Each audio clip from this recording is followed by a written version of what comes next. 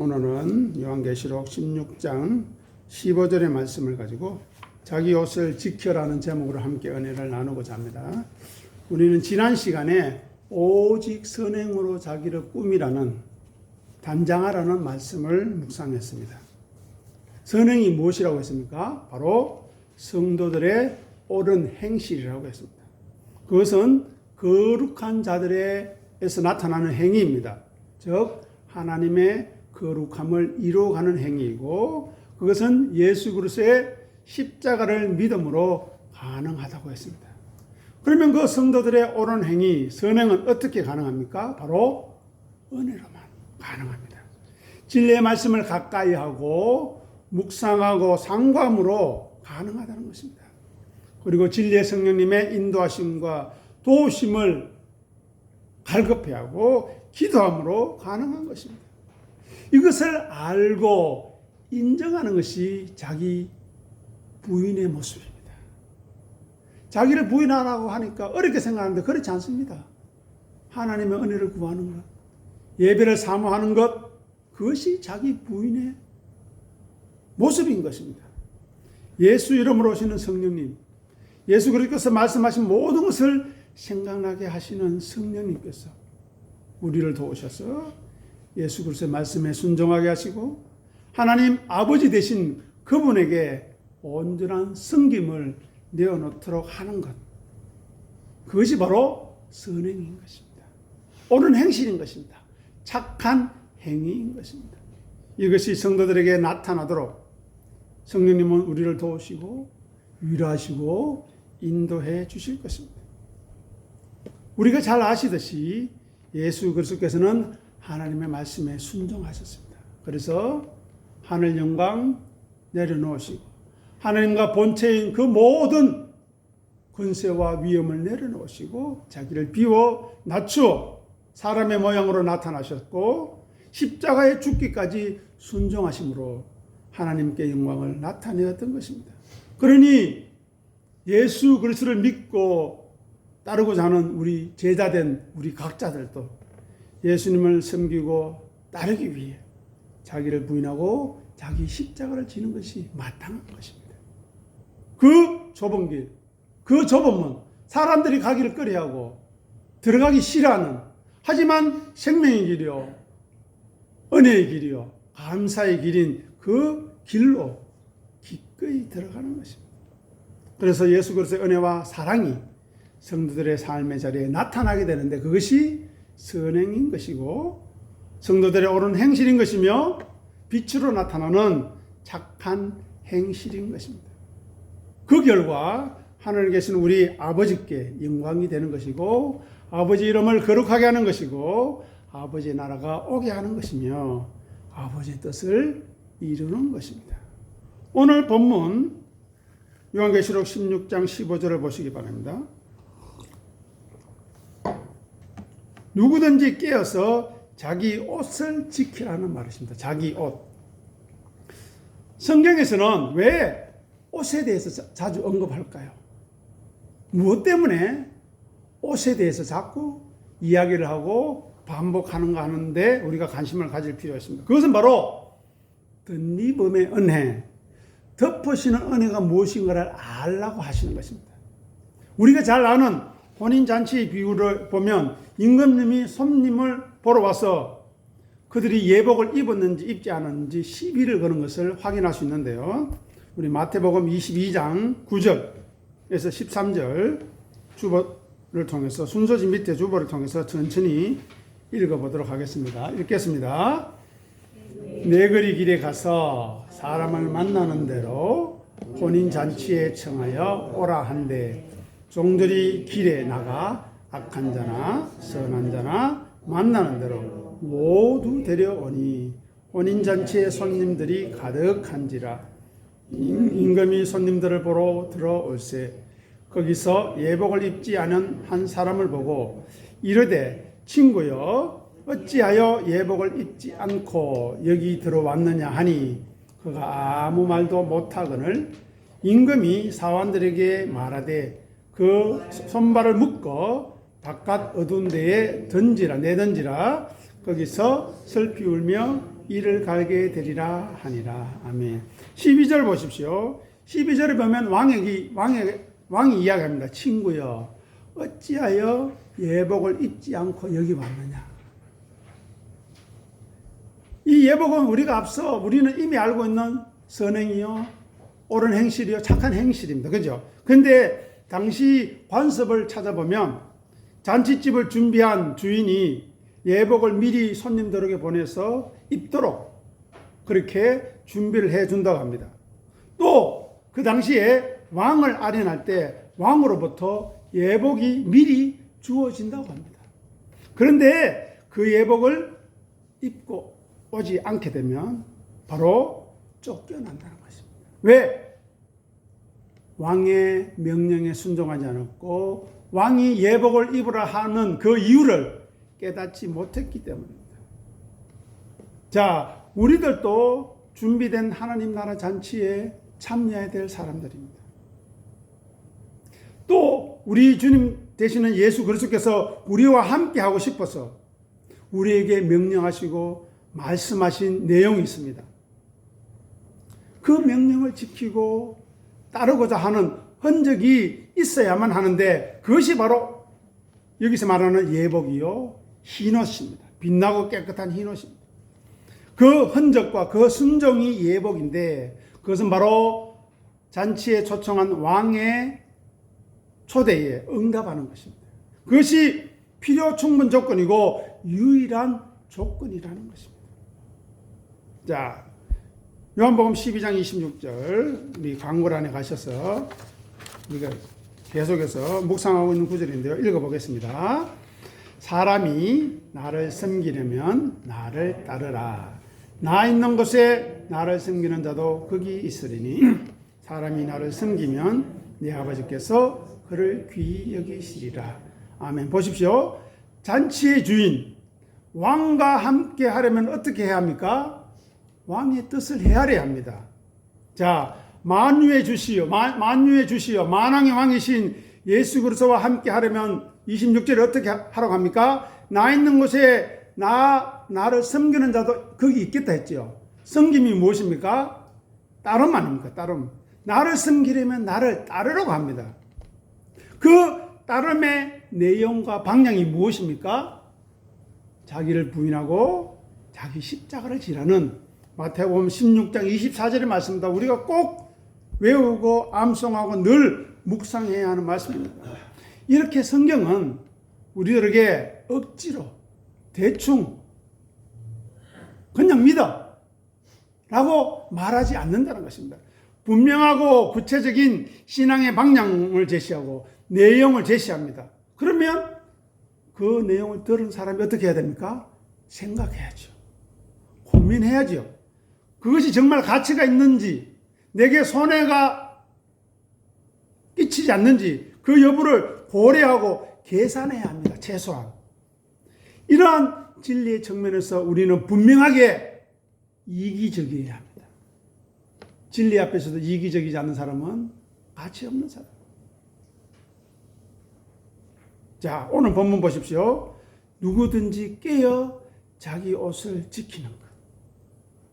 이것과 연결되어 있다는 것입니다. 영원한 생명이 주어지는 것, 영원한 안식이 있는 것, 영원한 기쁨과 영원한 감사가 예수 그리스도를 따르고 섬김에 있다면, 그것에서 주어진다면 우리는 그것을 확인하고 끝까지 붙들어야 하지 않겠습니까? 그죠?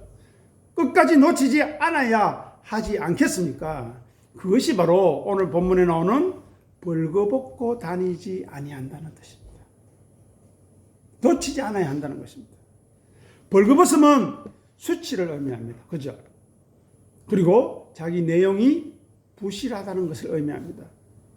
성도의 삶의 내용이 거룩과 하나님을 진리의 말씀으로 채워가는 것인데 그것이 없다는 거예요. 진리를 떠나서 하나님의 명령과 하나님의 생명에 무관심하고 가까이 하지 않는 것, 예배를 소홀히 하는 것, 예수 그리스도의 피로 값주고 사신 이 귀한 예배가 우리에게 얼마나 가치 있고 소중한 것인가를 깨닫지 못하는 것, 그것이 바로 벌거벗음입니다. 성경에 기록된 최초의 벌거벗음은 어떻게 나타나고 있습니까? 성경의 최초의 수치는 어떻게 기록하고 있는지 살펴보겠습니다. 창세기 3장 7절에서 8절 주어를 통해 읽어보겠습니다. 이에 그들의 눈이 밝아져 자기들이 벗은 줄을 알고 무화과나무 잎을 엮어 치마로 삼았더라. 그들이 그날 바람 불 때 동산에 거니시는 여호와 하나님의 소리를 듣고 아담과 그의 아내가 여호와 하나님의 낯을 피하여 동산나무 사이에 숨은지라. 우리가 잘 알고 있는 뱀이 유혹, 하와에게 이야기했습니다. 너는 하나님처럼 될 수 있다. 하나님 같이 될 수 있다. 그렇게 유혹해서 선악과를 나무와의 열매를 먹은 결과가 무엇입니까? 자기의 벌거벗음을 수치로 알게 되었다는 것입니다. 사실 피조물이 창조주 앞에 벌거벗은 것은 본래적인 모습입니다. 부끄러운 것이 아니라는 것입니다. 왜냐? 불꽃 같은 눈을 가지고 우리를 살피시는 하나님 앞에 우리가 숨길 것이 있겠습니까? 감출 것이 있겠습니까? 없죠. 즉 하나님 앞에서 벌거벗음은, 진리 앞에서 벌거벗음은 진실함이고 거룩함이고 우리의 순수함이지 부끄러움이 아니라는 것입니다. 그런데 선악과 나무는 그것을 부끄러움으로 알게 한다는 것입니다. 그래서 그 결과 어떻게 됐습니까? 하나님의 낯, 하나님의 얼굴을 피하여 숨어버린 것입니다. 그리고 3장 5절의 앞절에 보면 그 상황이 어떤 상황이, 8절 보십시오. 8절 보면 그들이 그날 바람이 불 때라고 합니다. 이 말은 무슨 말이냐면 이 내용을 풀어보면 이렇습니다. 하나님의 은혜의 영향력, 하나님의 통치와 섭리가 있는 범위 안에 있다는 겁니다. 즉 생명을 얻게 하는 말씀이 비치는 때, 생명을 얻게 하는 빛이 비치는, 즉 은혜가 주어지고 있는 그때가 그날 바람 불 때입니다. 그리고 여호와 하나님은 누구이십니까? 참 생명이십니다. 참 빛이신 분이십니다. 참 안식과 위로를 주시는 분이십니다. 참된 영광과 지혜로 온전하신 분이십니다. 하나님은 그 얼굴을 우리에게 향하여 드사 은혜 베푸시기를 원하고 우리에게 평강 주시기를 원하시는 하나님인데 왜 아담과 하와가 하나님의 얼굴을 피하여 숨어버린 것입니까? 무언가 잘못되지 않았습니까? 계속해서 하나님이 어떤 분이신가 확인해 보겠습니다. 요한계시록 5장 12절에서 14절 말씀 주보를 통해 읽어보겠습니다. 큰 음성으로 이르되 죽임을 당하신 어린 양은 능력과 부와 지혜와 힘과 존귀와 영광과 찬송을 받으시기에 합당하도다 하더라. 내가 또 들으니 하늘 위에와 땅 위에와 땅 아래와 바다 위에와 또 그 가운데 모든 피조물이 이르되 보좌에 앉으신 이와 어린 양에게 찬송과 존귀와 영광과 권능을 세세토록 돌릴지어다 하니 네 생물이 이르되 아멘 하고 장로들은 엎드려 경배하더라. 12절 보십시오. 7가지로 찬양합니다. 능력과 부와 지혜와 힘과 존귀와 영광과 찬송을 받으시기에 합당한 분이 우리 아버지 하나님이시라는 것입니다. 그분이 보좌에 앉으셨다고 합니다. 권능과 능력의 보좌.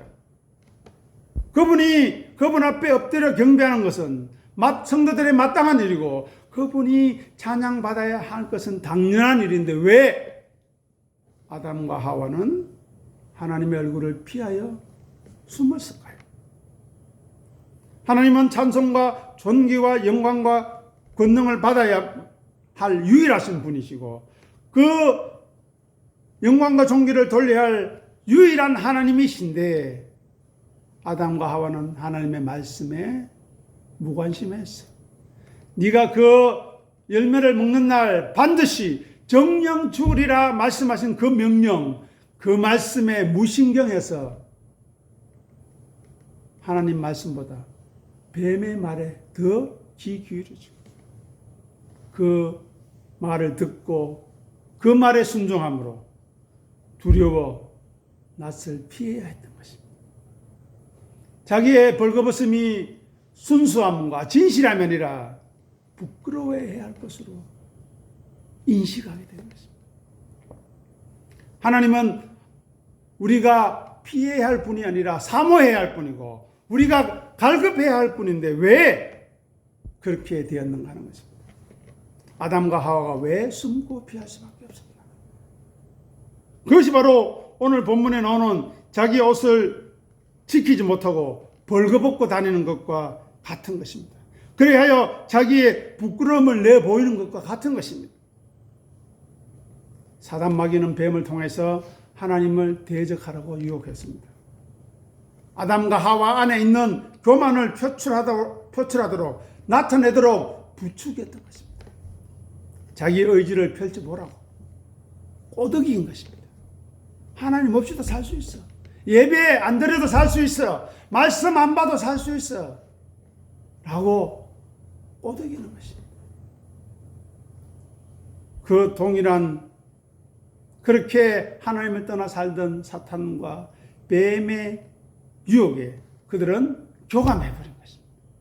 하나님과 교감하는 것이 아니라 하나님이 아닌 다른 교류, 다른 곳에 발을 디디고 다른 곳에 발을 담그어 버린 것입니다.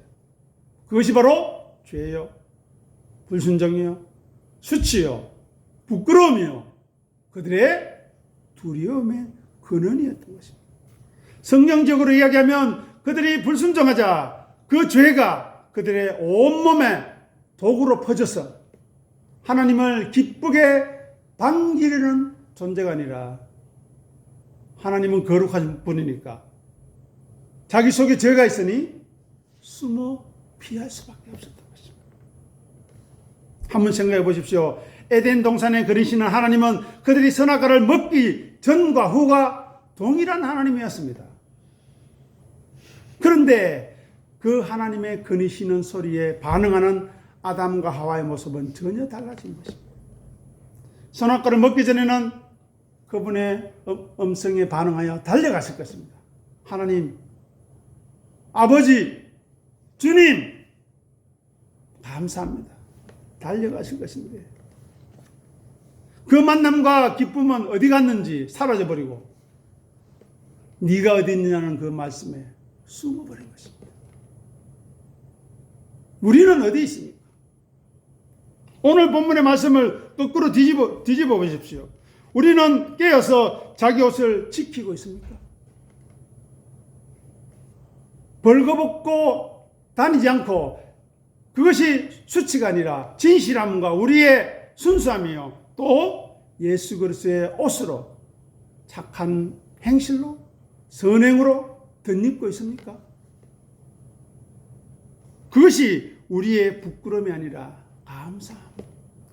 덧입음의 은혜, 덮으심의 은혜, 옷자락으로 덮으시는 은혜, 성령님으로 덮으시는 은혜로 인식하고 있는 것입니다.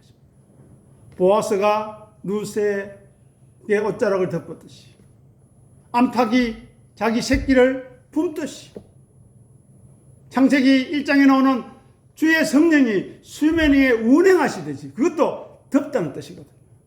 그 은혜를 알고 누리고 있는 것입니다.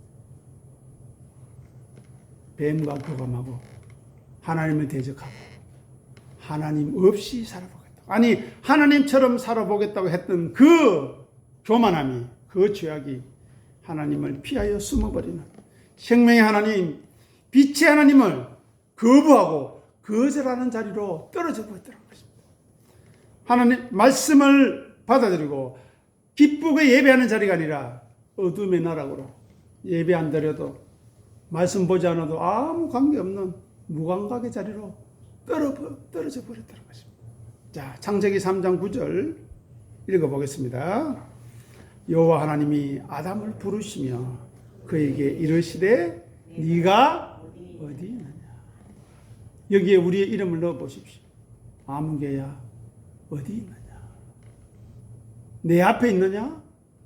아니면 뱀과 세상과 교감하고 있느냐 물으시는 것입니다. 우리는 하나님 앞에 벌거벗은 모습으로 애기처럼 순수함으로 진실함으로 써야 되는데 왜 그것이 부끄러움입니까? 하나님 앞에 서는데. 그것은 교만입니다. 그것은 죄악입니다. 하나님 앞에 벌거벗은 것은 부끄러움이 아니라 그렇게 보아야 할 이유도 필요성도 없는 것입니다. 하나님 앞에 숨길 수 있는 것은 없기 때문입니다.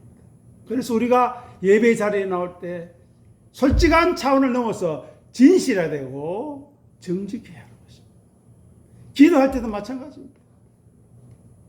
하나님이 우리 속을, 우리 마음과 생각을 모르시겠습니까? 다 아신다고요.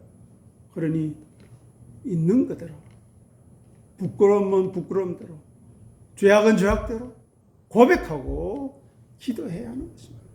그래서 우리는 예배에 나올 때마다, 그리고 가정에서 말씀 앞에 설 때마다 그 진리의 말씀 앞에 스스로를 비추어야 합니다. 진리 앞에.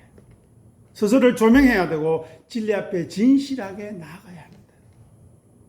그리고 우리의 모습을 있는 그대로 확인할 수 있는 지혜와 은혜가 있어야 합니다. 이것을 바로 사도 요한이, 사도 야고보가 거울 앞에 섰는 사람으로 비유했던 것입니다. 거울 앞에. 거울 앞에 서서 자기의 더러움과 수치를 봤는데도 그대로 지나친다? 그는 어리석은 사람입니다. 자, 그 내용을 요한복음 3장 20절에서 21절을 통해서 구체적으로 더 확인해 보겠습니다. 악을 행하는 자마다 빛을 미워하여 빛으로 오지 아니하나니 이는 그 행위가 드러날까며 진리를 따르는 자는 빛으로 오나니 이는 그 행위가 하나님 안에서 행한 것임을 나타내려 함이라 하시니라. 20절이 아담과 하와가 선악과를 먹고 난 그대로의 말씀이죠. 그죠?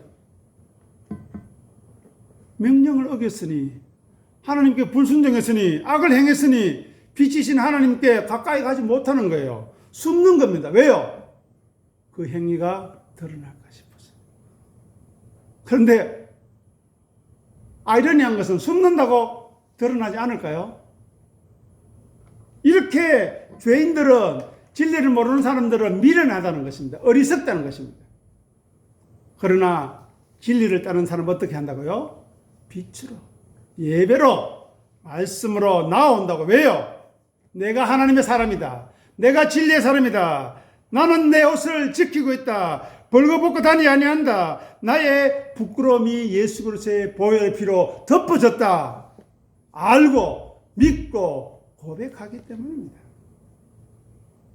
아담과 하와는 악을 행하여 불순종의 자리에 떨어져서 그 행위가 드러날까 하여 피해버린 것입니다. 한편으로 생각할 때 죄는 빛을 본능적으로 회피한다는 것입니다. 그러니 오늘 이 예배의 말씀을 통해서 우리 안에 있는 어둠이 무엇인가, 다르게 이야기해서 내가 세상에 발을 담그고 있는 것은 무엇인가 확인해야 합니다. 그죠? 진리를 따르고 있는지, 진리가 내 안에 역사하고 있는지, 그래야 빛으로 나오고 있는지, 예배로 나오고 있는지, 우리의 행위가 하나님 안에서 행한 것인지 확인해야 될 것 아닙니까? 하나님으로 말미암아 행한 것인지 나타내야 하고 인정받으려야 하는 것이 하나님의 사람들이 해야 할 일입니다. 이 예배 자리에 나온 우리가 해야 할 일이라는 거죠. 이것이 확인되고 인정될 때 얼마나 감사하겠습니까? 왜요? 은혜로 된 것을 알기 때문에. 내가 이 예배 자리에 나온 것, 이 예배 자리에 나와서 하나님의 말씀을 감사로 기쁨으로 받아들일 수 있는 것, 얼마나 우리의 복인가 하는 것입니다.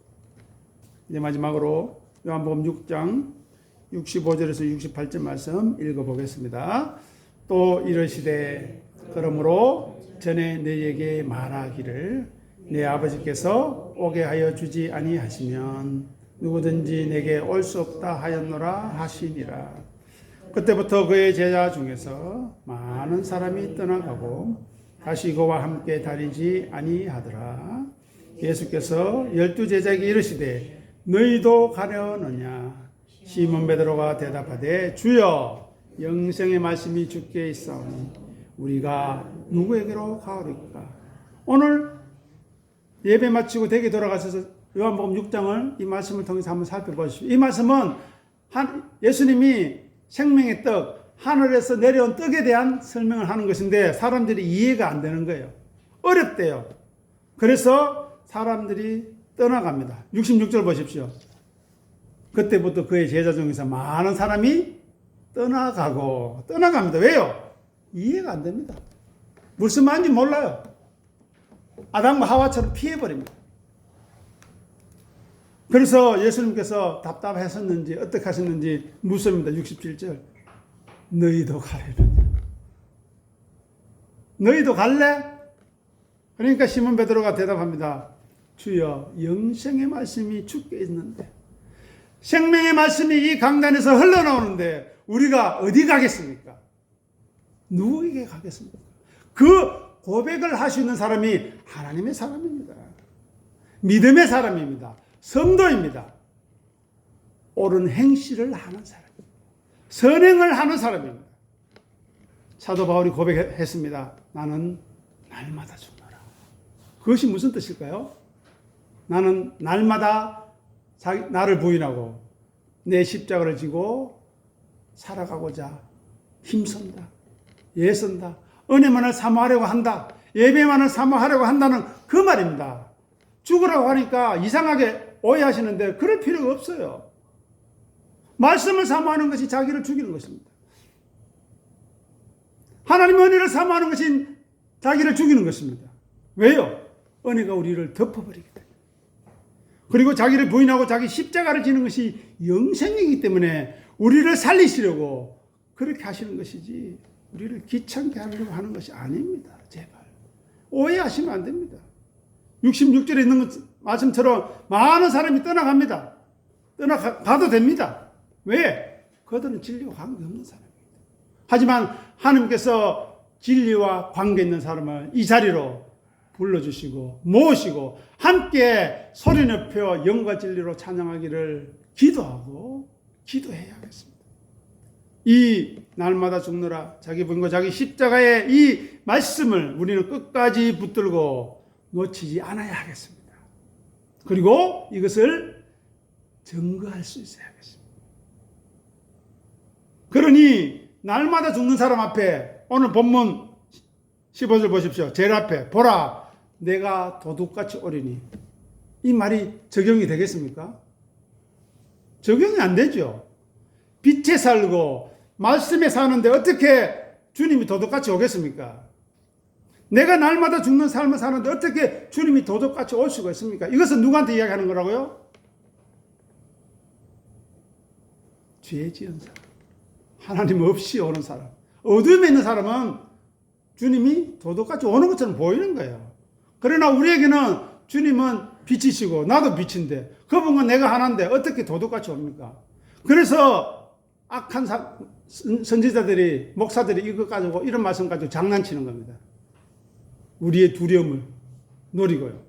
그러나 전혀 오해할 이유가 없는 것입니다. 그죠?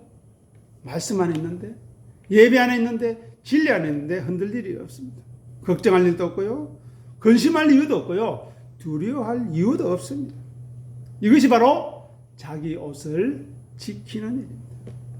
우리가 빛 안에 있다면 진리 안에 있다면 두려워할 일도 무서워할 일도 없습니다. 오직 감사와 찬송과 기쁨과 예배와 은혜만이 우리에게 있을 것이기 때문입니다. 그 은혜가 차고 넘칠 때 그 은혜를 하나님께서 나누어 주고 싶어서 우리들을 통해서 말씀하지 않겠습니까? 우리 이웃들에게 아직 이 은혜를 알지 못하고 이 말씀을 누리지 못하는 백성들에게 가라고 우리를 등 떠밀지 않겠습니까? 그런데 아직은 우리 안에 은혜가 차지 못했어. 우리가 아직 하나님의 말씀으로 변화되지 못했어. 자기 분과 자기 십자가의 그 은혜가 무엇인지 제대로 이해하지 못하고 생각하지 못하고 자기의 것으로 삼지 못했기 때문에 이 자리가 비어 있는지 모르겠어요. 하지만 우리 여기 예배에 참석한 한 사람 한 사람이 자기 부인과 자기 십자가를 지는 진실한 사람으로, 믿음의 사람으로 온전히 서게 될 때 그 분들에게 믿음의 사람들을 붙여주실 것입니다. 그것을 기대하시고 기도하시는 우리 모두가 되기를 간절히 소원합니다. 기도하겠습니다. 하나님 아버지, 은혜를 감사합니다. 오늘 우리 삶 속에 다시 오지 못할 이 귀한 시간, 생명의 시간, 예배로 주 앞에 나오게 하신 것 감사합니다.